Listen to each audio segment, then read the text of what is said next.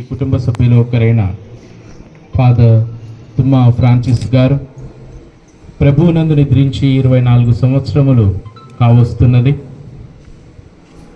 ఈ దినం మనమంతా కూడా తన యొక్క మరణ స్మరణను కొనియాడుచు తన యొక్క ఆత్మ నిమిత్తమై ప్రార్థిస్తూ ఉన్నాం.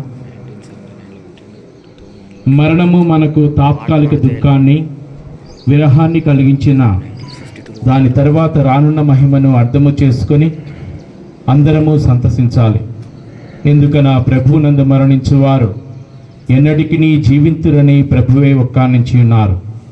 ఐహిక లేక భౌతిక మరణము పారలౌకిక జన్మకు నాంది వంటిది. కొద్దిసేపు మౌనముగా తన యొక్క మరణాన్ని స్మరణ చేసుకుంటూ మన యొక్క మనసులో తన నిమిత్తమై ప్రార్థన చేద్దాం.